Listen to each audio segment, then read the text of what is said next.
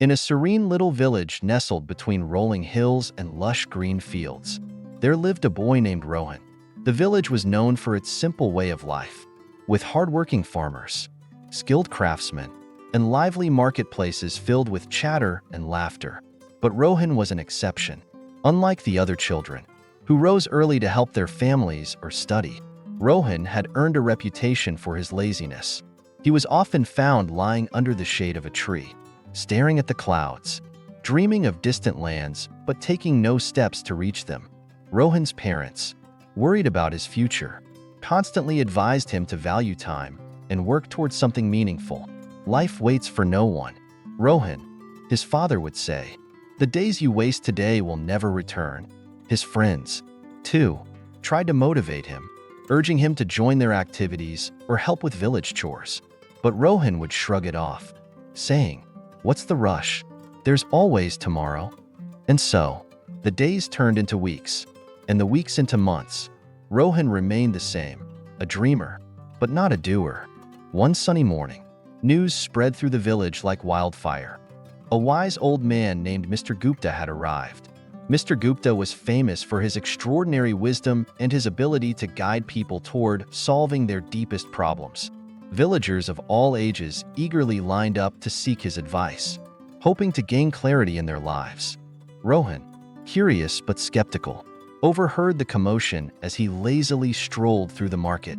Who was this old man everyone's talking about? He wondered aloud.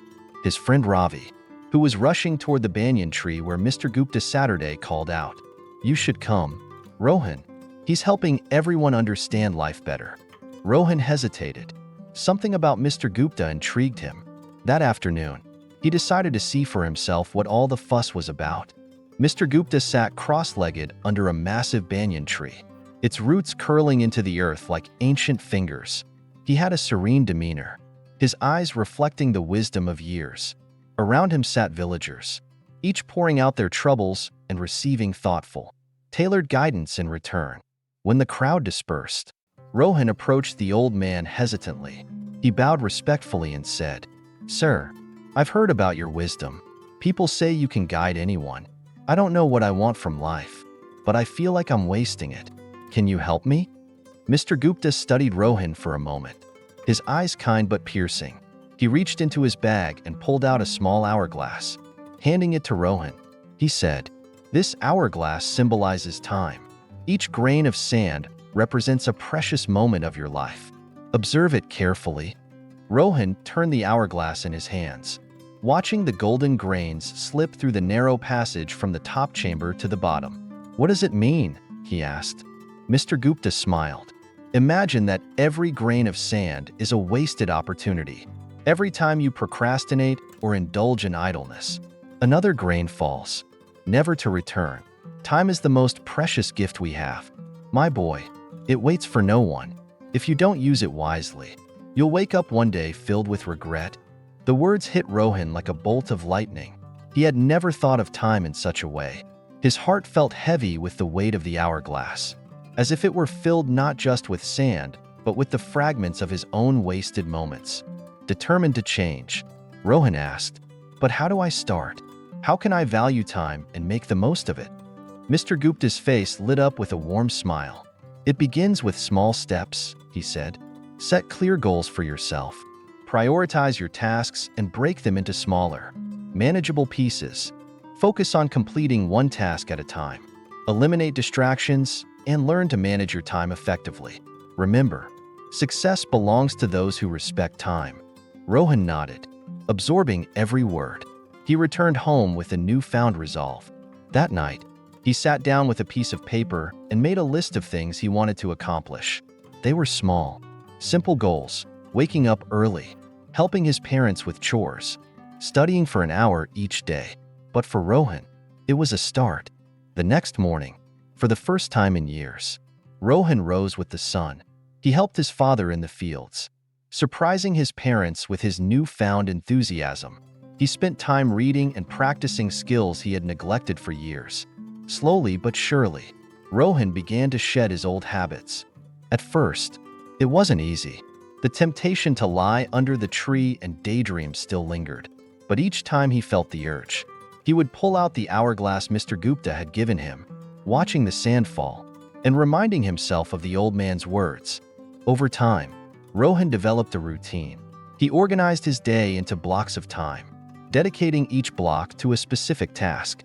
He found joy in completing even the smallest of goals, each one a stepping stone towards something greater. Months turned into years, and Rohan's transformation became the talk of the village.